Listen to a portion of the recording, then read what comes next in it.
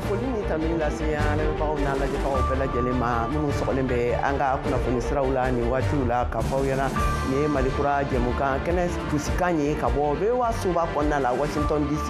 An ka kunnafoni kumabaw olu bɛna tali kɛ ninnu de kan. Senegal jamanakuntigi Basiru Diomaye Faye ka taama senfɛ kunungu alamisa la Bamakɔ ani Wagadugu a ye a yira k'a fɔ ko bɛnkan bɛ se ka sɔrɔ CEDEAO ni AES jamana saba minnu ye dansigili kɛ u ka tɔndenya la CEDEAO kulu kɔnɔna la ka segin kɔw la.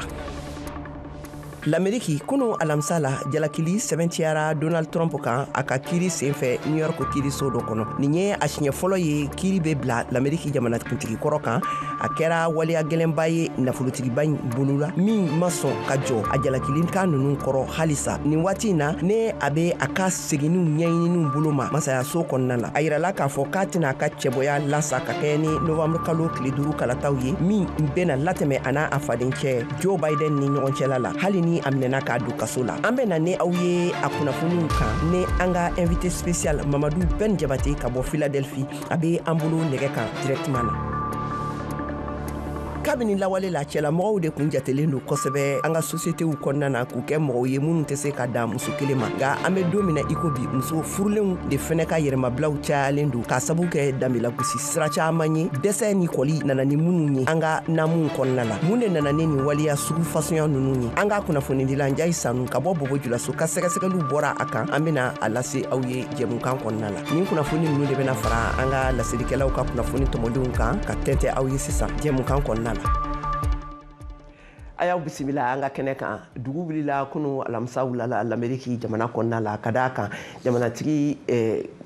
jalakili bilala sɛbɛntiyara Donald Trump kan a ka kiiri senfɛ New York kiiriso dɔ kɔnɔna la nin ye a siɲɛ fɔlɔ ye nin kiiri nasuguya bɛ bila l'Amérique jamanatigi kɔrɔ kan a kɛra waleya gɛlɛnba ye nin nafolobatigiba in bolola la min ma sɔn ka jɔ abadani jalakilikan ninnu kɔrɔla la ne an bɛ nin waati minnu na sisan a bɛ a ka seginninkɔ bolo ma l'Amérique masayaso kɔnɔna la a yirala k'a fɔ ko a tɛna na cɛbɔya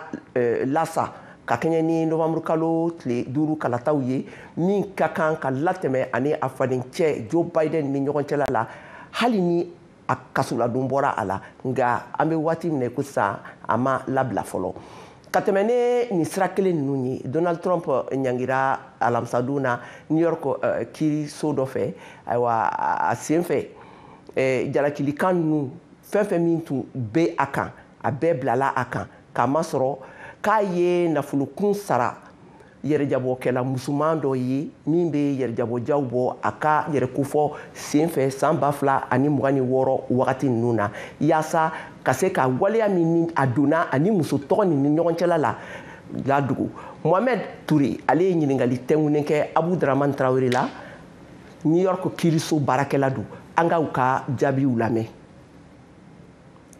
Jate la a bɛ sɔn ka laban nin ma quoi mais kɔlɔlɔ min b'a la u ma ko kɛ a kɛtuma la kɔ min bɔra fanga la sisan naani ye nin ko ninnu bɛɛ b'a kun kan kabini o tuma fo ka se bi ma aw ma wuli k'a jɔ o ko la fo sisan bon mɔgɔw bɛna faamuya cogo la k'a kɛ i n'a fɔ komi a bɛ ninnu ka républicain ka cɛbɔya nɔfɛ donc a b'o ɲɛmɔgɔya la k'u b'a fɛ k'a bali ka fanga sɔrɔ nin cogoya de la o de bɛna k'a kɔlɔlɔma yɔrɔ ye. Nka caman b'u yɛrɛ ɲininka kulu min bɛ seereyaw la n'an b'u wele ko juré olu ka ɲɔgɔn ye la siɲɛ fɔlɔ la u ma se ka bɛn nka filanan na kiiritigɛla yɛrɛ ye yamaruya d'u ma k'a yira k'a fɔ a seginna k'o ɲɛfɔ u ɲɛna e ko o waati nin na mun de nana aw yɛrɛ hakili kɔnɔ. Ne ka jate la i tɛ faamuyabaliya don mɔgɔ dɔw mɔgɔ min y'a fɔ k'u ma bɛn a ma bɛn a bɛ fɔ fɛn dɔw ma ko hang jury o y'a sɔrɔ n'u ma se ka bɛn yanni u bɛ mɔgɔ 10 fo 12 souvent a bɛ kɛ mɔgɔ yɛrɛ u b'olu de ta a bɛɛ bɔ jamanadenw yɛrɛ mɔgɔw de la baarakɛlaw ni fɛnw olu de b'a fɔ ma jury ko ka mɔgɔw ka sariya la juge mana ni kuma fɔra ka ban a bɛ hakilinaw f'u ɲɛna bɔ fanga taabolo ye nin n'a bɛna kiiri nin tigɛ a b'a bila aw kunkolo la nin de ye nin de an b'a ka fanga sɔsɔ a ka taa nin sira olu ko juge ka sigi o yɔrɔ de kan k'o f'u ɲɛna ani ko mɔgɔ minnu ye seereya latigɛ o seereya damadɔ bɛ yen bataki dɔ tun bɛ yen nɔ ko inquiry o kuntigi Trump teriba tun don o fana ko ka seereya yɔrɔ ko u b'a fɛ ka o yɔrɔ dɔ lamɛn min tun y'a ka avocat ye n'o ye Michael Cohen ye ko tun b'a fɛ ka segin o kan o bɛ kɛ fanga la tuma bɛɛ jugement an bɛ jamana in kɔnɔ an b'o ye tuma bɛɛ. Nka nin jaabi min dira la kunu o bena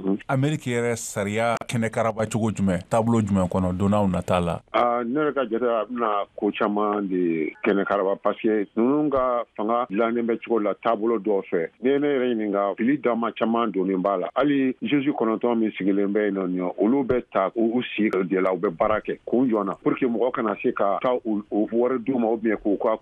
yɛlɛma u ka kiiri tigɛ fanga sira fɛ mais e yɛrɛ ɲɛ bɛ ko taabolo la jamana in kɔnɔ olu kɛlen bɛ politique côté de bon nin bɛna min don fanga in na sisan ça veut dire que u b'a fɔ ko bɛɛ fanga ka kan bɛɛ ma ne ma sɔn a kuma ma n'o tɛ ni tiɲɛ tun don fɛn dɔw bɛ yen ni jamanatigi kɔrɔ ye fɛn dɔw kɛ bibi in na ne b'a fɔ ni mɔgɔ wɛrɛ tun don sisan b'a sɔrɔ a tun bɛ kaso la nka an bɛ yɔrɔ min na sisan Donald Trump ka lafasabagaw olu ye ayiwa nin jaabi u y'a ɲɛna siri k'a lakari sisan k'a to jamanatigisi kalata minnu bɛ nale nɔvɛmburu kalo la a n'a yɛrɛfɔ kow bɛ sen na mun de bɛna se ka kɛ sariya yɛrɛ fɛ walima Trump yɛrɛ kanubagaw olu ka se ka lasɔn u ka se ka lasawa Trump yɛrɛ jɔyɔrɔ na ni kalata hukumu kɔnɔna na jamanakuntigi y'a ɲini ko ɲɛ bɛna gɛlɛya kosɛbɛ k'a fɔ Trump lafasabaga ninnu k'a fɔ k'u bɛna sɔn kabini ko daminɛ olu ko a bɛ ka kɛ de pour que a kana se ka kɛ jamanatigi nata ye i bɛ taa sɔrɔ peut-être bi 80 fo 90 ɲɔgɔn b'a fɔ k'a fɔ olu ma sɔn a ma hali n'a sɔrɔ ko a jo t'a la dɔw ko hali n'a fɔra ko a ɲangira k'olu bɛ olu bɛna vota ye donc o yɔrɔ nin kama ka mɔgɔw n'u hakili ya k'a fɔ ko tiɲɛ na k'a jo t'a la yɛrɛ de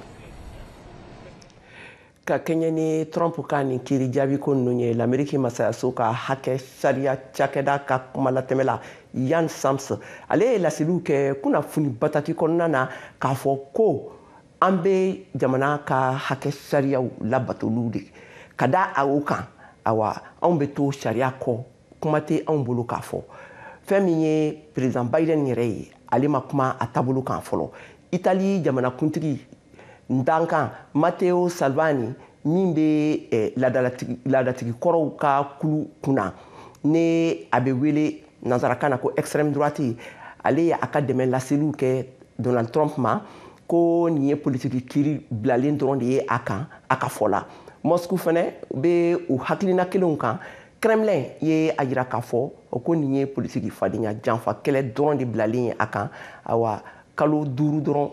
u ni l'Amérique jamanakuntigi ɲini kalataw ni ɲɔgɔn cɛla la halisa an bɛ to nin hakilina kelen nin kan ayiwa an ye wele bila Mamadou Ben Jabate ma ale ye l'Amérique politiki siraw sɛgɛsɛgɛli kɛbagaw ye ka bɔ Philadelphie mara la a bɛ an bolo nɛgɛ kan Ben Jabate an ka foli b'i ye n yɛrɛ b'aw fo ani ce ani baraji ayiwa komi e bɛ hakili jagabɔw kɛ l'Amérique politikiw kan yan nɔ e yɛrɛ hakilina ye mun ye New York kiiriso ka nin kiiri jaabi ninnu la ka kɛɲɛ ni l'Amérique jamanatigi kɔrɔ Donald Trump ye bon ne hakilina fɔlɔ min nana ne na yɔrɔnin kelen o ye k'a jira k'a fɔ u bɛ min fɔ ka jamana kan k'a fɔ ko maa si tɛ sariya sanfɛ donc i nana ye k'a fɔ u b'o kuma min fɔla don o don o de lawaleyalen filɛ nin ye parce que nin y'a siɲɛ fɔlɔ ye Amérique jamanatigi kɔrɔ wo jamanatigi wo o ka juge tan nɔ cogo la ka tila k'a fɔ ko kuma minnu sɛmɛn'a la k'a nɔ don ne ko n ko ha a tɛ tɛmɛ nin kan ko bɛ dugu la ayiwa e yɛrɛ bolo sisan yala a tɛna kɛ dankari ye Trump yɛrɛ ka kalatalaw ka hakilinaw la wa est-ce que a tɛna hakilina fɔlen di Trump ka kalatalaw ma wa bon ni ko a ka kalatalaw ye sugu fila ye dɔw bɛ yen nɔ a tɛ foyi k'olu la parce que a mana ko kɛ a yɛrɛ ko ni ne bɔra ka nin jɔ ka marifa ci mɔgɔ la ko u b'a supporter donc dɔw bɛ yen nɔ olu b'a supporter mais minnu fana bɛ hakili fila ta la ka ko la sa o de ye problème olu de bɛ n'u jɛngɛ olu caman bɛ sɔn k'u jɛngɛ an b'a fɔ minnu ma ko indépendant minnu tɛ fansi fɛ e tɛ se ka Amérique président sɔrɔ ka sɔrɔ olu ma voté ye donc a bɛ na fiɲɛ don o ko la kosɛbɛ surtout que élection ni a serilenba de don u fila ni ɲɔgɔn cɛ n'i da sungun lajɛ a serilenba don donc hali ni point fila bɔr'i kun point saba a bɛ kɛ baara y'i bolo quoi donc a bɛ na sɔn ka jouer a kan kosɛbɛ ayiwa ka segin tuguni ka taa kiiriso kɔnɔna la n'o ye New York kiiriso ye danatigɛlikɛla ninnu n'u bɛ wele nanzarakan na ko jurew olu bɛ sugandi cogo di yaasa ka se ka kiiri jaabiw di bon olu u bɛ f'i ka san 18 sɔrɔ fɔlɔ i ka kɛ américain ye i ma don kaso la donc il bɛ anglais mais il bɛ se k'a sɛbɛn o y'a partie dɔ ye maintenant u b'a choisir cogo di u bɛ a lajɛ mɔgɔ minnu b'o jugement bɛna kɛ yɔrɔ min na mɔgɔ minnu b'o yɔrɔ kɔnɔna na minnu enregistré n'o ka voter o minnu ka permis minnu ka information bɛɛ b'u bolo donc u bɛ lettre ci bɛɛ ma n'aw nana sisan donc u bɛ lettre ci mɔgɔ hakɛ dɔ ma o se ka lettre ci mɔgɔ 200 ma mɔgɔ 300 ma donc o mɔgɔ 300 mana na sisan avocat ani procureur aw bɛɛ bɛ ɲininkali sɛmɛ o la donc a b'aw jija o la ka mɔgɔ 12 n'a ye mɔgɔ 12 ta n'aw bɛɛ bɛnna min kan mɔgɔ 12 min kan a b'o choisir o kɔfɛ tuguni u bɛ mɔgɔ wɛrɛ choisir mɔgɔ 6 a bɛ se ka kɛ mɔgɔ 6 a bɛ se ka kɛ mɔgɔ 10 wɛrɛ ye ça dépend jugement janya la donc a b'o fana bila kɛrɛfɛ en cas ni ko dɔ ye minnu mɔgɔ 12 min sigilen filɛ nin ye ni ko dɔw kelen sɔrɔ dɔ b'o remplacer mais a bɛ kɛ mɔgɔ ye mɔgɔ minnu yɛrɛ di komi baarakɛlaw do mɔgɔ sugu bɛɛ bɛ se ka k'a la. ne l'Amérique jamanadenya sɛbɛn b'i bolo dɔrɔn i bɛ se ka wuli a kiiri façon tigɛli danatigɛli kɛnɛ kan awa halisa an bɛ to a kɔnɔna na Trump ka surunnadonikɛla ninnu yala u bɛ se ka mun de kɛ sisan nin jalakili kan ninnu ma a kɔfɛ mun de bɛ se ka kɛ mun b'u bolo e yɛrɛ bolo san sɛgɛsɛgɛliw la mun de b'u bolo. bon min ye fɔlɔ ye fɔlɔ o ye a bɛna bila kaso la cogo min na san hakɛ min na donc fɔlɔ u bɛna u jija de a kana se ka don kaso la a kana taa kaso la hali n'a bɛ bila probation na c'est k'a bila a ka sokɔnɔna na k'a garder yen ou bien k'a kɛ a ka taa baara kɛ dugu kɔnɔ bon o fɛn national ninnu mais u ka kɛlɛ fɔlɔ min ye fɔlɔ pour le moment o ye k'u jija a kana don kaso la yen maintenant n'o banna sisan n'o tɛmɛna sisan u bɛ sɔrɔ a bɛ se k'a lajɛ ka appel kɛ défaut bɛ yɔrɔ minnu na k'a yɛlɛ k'a fɔ défaut bɛ nin yɔrɔ in na défaut bɛ nin yɔrɔ in na nin de y'a kɛ a kɔnɔnanira donc an bɛ u t'o yira sisan minnu bɛna sigi a kunna tuguni k'a lajɛ ni u se ka jugement in annuler cogo min na. ayiwa donc nin ye ko daminɛlen de sisan min ma ban fɔlɔ an b'a fɔ an lamɛnbagaw ɲɛna k'a fɔ ni Ben Jabate kumakanw ye ka bɔ Philadelphie awa ka tɛmɛ n'an ka kunnafoniw ye halisa ayiwa sisan an bɛna Mohamed Daɲogo n'ale ye an ka laselikɛla ye ka bɔ Bamakɔ a bɛna Senegali jamanakuntigi Basiru Jomayi Fayi ka kunungu alamisa taama maanaw bɔ an ye an k'a lamɛn. Kunu araba wolofaw ka jamana ɲama n'o ye Basiru Jomayi Fayi ye ale ni a nɔfɛ ɲɛmɔgɔ caman i n'a fɔ a ka ministres olu kɔni tun bɛ tile kelen taamana Bamakɔ o la sa u jiginnen ka bɔ pankuru kɔnɔ mun kɔni ye Mali camancɛ fanga ɲama ye n'o ye Asimi Goyita ye ale yɛrɛ de ye u kunbɛn u y'u senfa ka taa Kuluba min ni jamana ɲama fila u ye ɲɔgɔn kuma ɲɔgɔnya o kumana fɛnba minnu kan Basiru Jomayi Fayi ale bɔlen ale bɛ a da don o bakurubaw la an ka a lamɛn. An ka kumaw o bolila fɛn caman kan i n'a fɔ kɛrɛnkɛrɛnya la mun kɔni ye bamanciya walew o kɛlɛli ye Mali kɔnɔ ani Senegal o tɛmɛnen kɔ ka bɔ yen dɔrɔgu jago min n'a bɛ ka kɛ an ka maraw kɔnɔna la an ko an bɛ se ka o kɛlɛ cogo di ani wali cɛjugu wɛrɛ minnu ni halisa o bɛ an ka sigidaw kɔnɔ an bɛ se k'an bolo di ɲɔgɔn ma cogo min na ka fu siri o dan na an ka kuma o bolila o kan n'a y'a yira k'a fɔ o kumana lakanda kow kan fo ka taa se jiko kow ma ani i ka dɔn k'a fɔ bamanciya wale minnu bɛ kɛ an ka jamana fila ani ɲɔgɔn cɛ a y'a yira k'a fɔ mun ye CEDEAO ko ye o kumana o kan ale kɔni y'a laɲini k'a fɔ halisa Mali a ka segin ka na CEDEAO kɔnɔna la a ye mun fɔ o kan an ka o lamɛn an bɛɛ b'a kalama k'a fɔ Mali ale bɛ jɛkulu kura la n'o tɔgɔ ko Alliance des États du Sahel nka maa minnu n'u kɔni bɛ ka an ka kow jateminɛ kabiri n sigira fanga la mun kɔni ye CEDEAO o kuma ye o kuma o bɛ n da kɔnɔ kosɛbɛ o de y'a to Bamakɔ yan ni Asimi Goyita an kɔni an kumana a kan kosɛbɛ ni n ka jateminɛ yɛrɛ k'a fɔ ko Mali kɔni ale ka lahalaya CEDEAO ko la bi a ka gɛlɛn kosɛbɛ n ka jateminɛ wɛrɛw y'a yira k'a fɔ fɛn min don hali donna nataw la yɛlɛma o kan ka se ka don a kow la. Basiru Jomayi Fayi ale kunbɛyɔrɔ la pankurujigiyɔrɔ la Senegal den minnu n'olu sigiyɔrɔ bɛnnen don Mali ma olu kɔni u farala ɲɔgɔn kan kosɛbɛ ka taa a kunbɛn olu ka ɲama n'o ye El Hadji Ibrahima Gise ale kɔni y'a ka nisɔndiya o bɛɛ lajɛlen fɔ ka ɲɛsin Basiru Jomayi Fayi a ka nin taama in ma ka na Mali kɔnɔ an bɛɛ tun bɛ k'a kɔnɔ wolofaw bɛ k'a kɔnɔ maliyɛnw fana tun bɛ k'a kɔnɔ alhamdulilayi a nana a dɔgɔkɛ ou bien a kɔrɔkɛ voir o ye min ye o b'an hakili sigi an b'a dɔn ko inshallah à partir de maintenant ko caman bɛna kɛ ɲɛfɛ u bɛna baro kɛ ɲɔgɔn fɛ u bɛna décision ta ɲɔgɔn fɛ u bɛna ko caman kɛ ɲɔgɔn fɛ inshallah rabi entre les deux pays voilà a bɛ fisaya farafinna ma a bɛ fisaya Afrique bɛɛ ma inshallah rabi voilà parce que bi ye don ye min y'a dɔn bɛɛ tun bɛ k'a kɔnɔ voilà et alhamdulillah ala y'an sutura a kɛra. Bassirou Diomaye Faye ale kɔni ani Assimi Goïta olu tilalen kɔ ɲɔgɔn ye la a y'a senfa ka kunda Burkina kan yɔrɔ min na ani capitaine Ibrahim Traoré n'ale fana ye Burkina camancɛ fanga o ɲama ye a na o ɲɔgɔn kumaɲɔgɔnya sani a ka segin ka taa kunun bɛ Dakar Sénégal jamana kan. Mohamed Daɲo ko VOA Bambara tɔgɔ la Kabakuma. Ayiwa halisa an bɛ a fɔ aw ɲɛna k'aw bɛ VOA Malikura jɛmukan de kɔnɔna na k'a lamɛn an bɛna tigɛli kɛ dɔɔni ka fiɲɛ minɛ ka segin ka na kɔfɛ ka na jɛmukan tɔ da kunnafoni tɔw laseliw kɛ aw ye a k'an bɛn sɔɔni.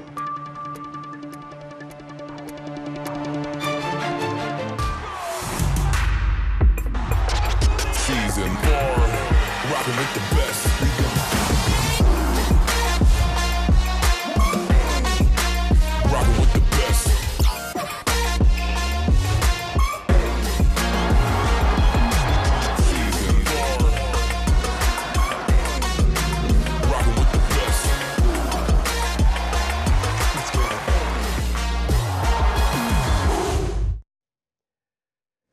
Senegali jamanakuntigi Bassirou Diomaye Faye ka taama senfɛ kunungo alamisa la Bamakɔ ani colonel Assimi Goïta Mali faama ye ɲɔgɔn kumaɲɔgɔnya u ka kumaw bolila fɛn min ye baarakɛbolow ani lakana cogoyaw ye u ka jamana filaw ni ɲɔgɔn cɛla la nka kuma kɛra hakilinaw kan ka kɛɲɛ ni Mali, Burkina ani Niger ka CEDEAO tɔndenya taabolow fana ye. Alpha Sissoco lakanakɛla ani politiki nasiraw sɛgɛsɛgɛlikɛla ɲɛnama don dɔnbagalajɛw don bɛ hakilinaw di Mariam Kuyate ma Bassirou Diomaye Faye ka taama in kan AES jamanaw kɔnɔ an k'u lamɛn. Diomaye Faye ye président kura de a sigira ne ma fili a tɛ kalo 2 yɛrɛ bɔ fɔlɔ. Diomaye Faye ma se costume tourné min b'a a kɛ leader ba ye CEDEAO kɔnɔ ko a bɛ se ka négociation ni médiation kɛ fo ka se ka nin jamana ninnu saba lasegin CEDEAO la. Fango fam hali n'a ka jamana bɛ peser a bɛ compter économie baw fɛ CEDEAO la maintenant ani UEMOA la maintenant Diomaye Faye ni ninnu an ka kuntilennaw ye kelen ye an ka yecogo la yɛrɛma hɔrɔnya sira fɛ an ka jamanaw yɛrɛma hɔrɔnya sira fɛ mais o t'a bali k'a fɔ géopolitique de don Sénégal bɛ position dɔ la ani France ni Occident cɛ min ta a permet bi Diomaye Faye ka tɛmɛ hakɛ dɔ kan o fo k'o jateminɛ ko la bon an ka jamanakuntigiw u y'a bonya parce que n'u bɛ ɲɔgɔn kan fɔ souveraineté ko fanfɛlaw la. Ayiwa Senegali jamanakuntigi kura Diomaye Faye ale kɔni y'a sɛbɛntiya k'a fɔ ko a kɔni ma ci jamana si fɛ ni k'a laɲini ko ka AES o ka segin ko kura CEDEAO jɛkulu kɔnɔ ko nin ye ale yɛrɛbakun yɛrɛ ka hakilinataw di ye. E yɛrɛ bolo AES o ka segin ko kura CEDEAO kɔnɔ yala nafa b'o la bilen wa ni jamana saba ma? Politique de don jamana kow de don hali sini ma sinikɛnɛ n'an ka ɲɛmɔgɔw y'a ye ko waati sera an bonyana an ka danw dɔnna an ka yɛrɛma hɔrɔnyaw jateminɛna baara la an bɛ se ka segin CEDEAO la an bɛ se ka segin jamana kelen kelenw na komi an bɛ se ka segin confédération AES bɛ se ka segin CEDEAO la jamana sabaw bɛ se ka segin ni signature kelen ye o bɛɛ bɛ se ka kɛ ni jamana saba ninnu bɛ segin CEDEAO la a tɛna kɛ segin kɔ ye jamana saba ninnu ma a bɛna kɛ taaɲɛ ye CEDEAO de ma o kɔrɔ ko CEDEAO de b'a ka règles lajɛ k'a ka méthode lajɛ k'a ka approche lajɛ k'a ka dynamique lajɛ k'a ka hali fɛn de base lajɛ donc o bɛɛ de bɛ lajɛ fɔlɔ ka nin bɛɛ de bila a plat a ma nɔgɔn mais adamaden ko don jamana ko don a tɛ bali ka kɛ parce que Mali principalement ani Burkina ni Niger u ye farafina bɛɛ de ɲɛ yɛlɛ CEDEAO dama tɛ dɛ donc fɛn dɔw bɛ yen nɔ olu kɔni tɛna se ka kɛ bilen ni u bɛ segin ka don CEDEAO la a bɛ kɛ CEDEAO kura de u ka laɲiniw kan parce que o de ye jamanadenw CEDEAO jamanaden bɛɛ ka laɲini. halisa ka tɛmɛ ni Basiru Jumayi Fayi ka ni taama ninnu ye AES jamanaw kɔnɔna na Bamako kɔfɛ Senegali jamanakuntigi taara Wagadugukaw fɛ yen nɔ ani kapitɛni Ibrahim Traoré Burkina fanga ɲɛmaa ye hakilina falenfalenw kɛ kɛrɛnkɛrɛnnenya la fɛn min ye Burkina ka seginniw ye ka don CEDEAO la ayiwa Kader Traoré n'ale ye Wiwa Banbara ka kunnafonidila ye ka bɔ Wagadugu bɛ a laseliw k'a ɲɛ an k'a ka kumakanw lamɛn. Diomaye Faye ka taama banni Mali jamana kɔnɔ a y'a senfa Burkina Faso lakaw fɛ lamusalon wulada fɛ badenya taama dɔra ani tigɛdi ɲɔgɔnma baara dɔ senkɔrɔ. Senegali jamanakuntigi kura ni a n'a bilasirikɛbagaw olu bisimilara ka bɔ kapitɛni Ibrahim Traoré a n'a ka gouvernement maa dɔw fɛ. O nani u sera ka sigi ka fɔ kɛ ka taa ko caman na i n'a fɔ farafina tilebinfan tɔnba min ye CEDEAO ye ni Burkina Faso y'a dantigɛ ka bɔ o ra. C'est une visite placée sous le signe de l'amitié. Nin lajɛ in kɛ kun ye de badenya teriya ni baarakɛɲɔgɔnya minnu b'an cɛ o la an bɛ ka baaraw taabolo sinsinnen bɛ lakanako kan tungaladenw ka dɔgɔdɔgɔnin tagali hadamadenya kɔlɔsili ani dorogojuguw kɛlɛli la an kumana fana CEDEAO kan hali ni ne bɛ ŋaniyaw dɔn nka o bɛɛ n'a ta o ŋaniyaw la ne ɲɛ bɛ sira la min b'a to kumaɲɔgɔnyaw bɛ to sen na walasa ka bɛn ka lajɛ min man ka tɔn in kɔnɔ k'o latile bawo tariku kɔnɔ baaraw b'an cɛ ni an faw minnu ye tɔn in sigi sen kan a tiɲɛ y'an bɛɛ ta ye. Une fenêtre d'ouverture qui peut permettre de nouer un fil parce que nous avons la responsabilité historique et l'héritage de nos pères fondateurs par rapport à cet ensemble-là. Ŋaniya ɲuman kɔni o ye nana ni Senegali ka jamanakuntigi kura ye faso kɔnɔ yaasa ka se ka na furancɛ fanga ɲɛmaa kapitɛni Ibrahim Traoré kɔrɔgbɛlɛn ale ka sɔkɔ CEDEAO tɔnba kɔnɔ nka Ibrahim Traoré bɛna nin kumakan nin lamɛn mɛcogo ɲuman wa Diomaye Faye fɛ wa anw t'o si dɔn kunu wuladani fɛ safo selini kɔ Diomaye Faye a n'a kɔmɔgɔw olu sɔgɔra Dakar kɔnɔ nin tun ye Kader Traoré kumakan ye ka bɔ Wagadugu Burkina Faso. Ka tɛmɛ n'an ka kunnafoniw ye bi juma la duniya keleya tɔnba ka hadamadenya jo sariya lafasali kɛ bolofara ɲɛmɔgɔ Volker Turk ale ye a ka haminaw jira ka kɛ ni faso jamakuluw ka fagaliw ye cayaliw ye Burkina jamana kan a ye wele bila sɛgɛsɛgɛli labilalenw dayɛlɛlenw la a taabolo ninnu kan awa hadamadenya hakɛw kɛrɛnkɛrɛnnenya la olu yɛrɛ dankarili minnu b'a la ka kɛ olu ma ayiwa fɛnɛ a y'a yira k'a fɔ ko u bɛ wele bila Burkina marakɛlaw ma u ka cogoya fasɔn bɛɛ lajɛlen kɛ yaasa faso jamakulu olu ka hakɛw ani u bɛ se ka lakana cogoya min na ka bɔ dankarili adamadenya dankarili hakɛ jo sariyaw kɔnɔna na awa nin tɛmɛnen kɔfɛ sisan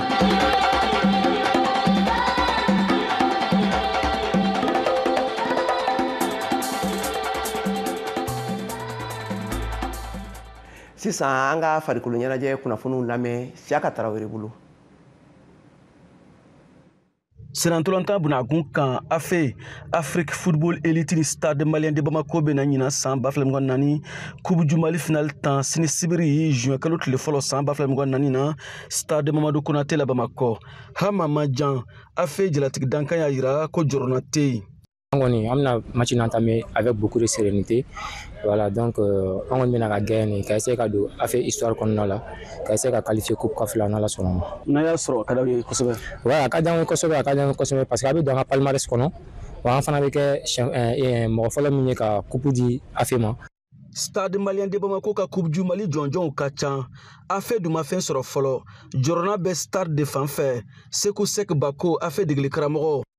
Je pense que l'équipe Moussa a perdu au stade parce qu'ils ont des supporters, ils ont beaucoup de monde derrière l'équipe. Je pense que la pression nous les gandoni. Nous on va jouer libéré et on a travaillé dans ce sens, on le fait en Demsenu. On va jouer où c'est mon et puis c'est fini. Moi je pense que c'est mon nous ok, allez 70%, le lendemain on peut gagner. Coupe du Mali finale Yonda Bena Tani Haklina Dumaye, Sekou Sek Bako a fait de Glikramoro. Comment est-ce qu'il faut contrôler le stade ou quoi force humaine ou quoi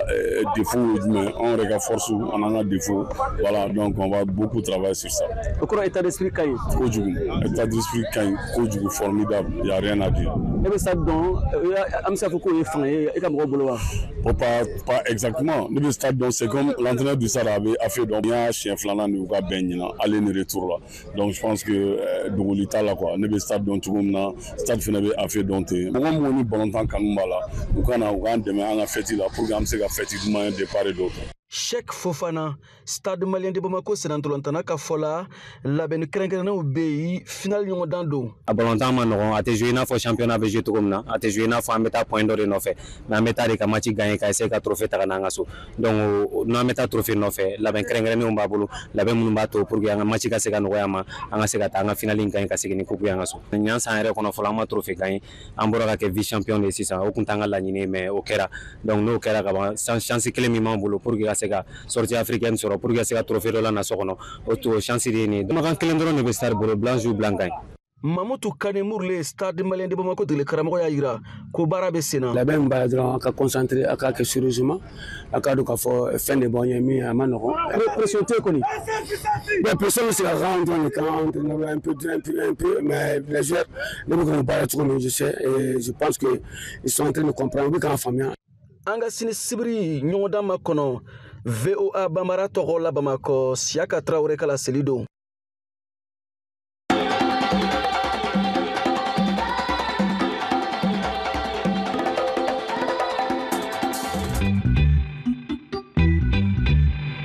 Salut Jenny. Salut Roger. Dans Vous et Nous, on parle de sujets qui vous parlent. Dans Vous et Nous, Africains et Américains se racontent et se rencontrent.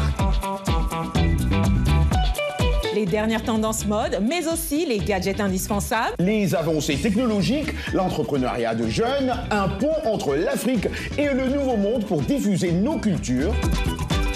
Et les bons petits plats. Yum yum, une bonne ambiance avec nos invités. L'émission explore les réussites, les ambitions et les aspirations africaines. Elle montre une Amérique loin des clichés à taille humaine. Vous et nous. C'est vous. C'est nous. C'est vous et nous.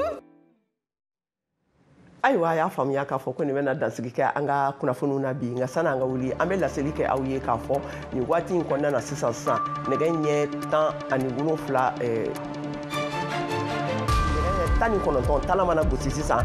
a bɛ an ka jɛmukan n'a bɛ wele ko an b'a fɔ ni a bɛ kan di mɔgɔw ma u ka se ka kuma bi ta a baro kɛnɛ a bɛ sigi kumaɲɔgɔnya kɛnɛ minnu sigira Mali jamana kɔnɔna la ani Burkina jamana kɔnɔna la ayiwa ka kɛɲɛ ni furancɛ fangaw ni fɛnw ye aw bɛ se ka an sɔrɔ an ka nɛgɛw kan o yɔrɔ la sisan ayiwa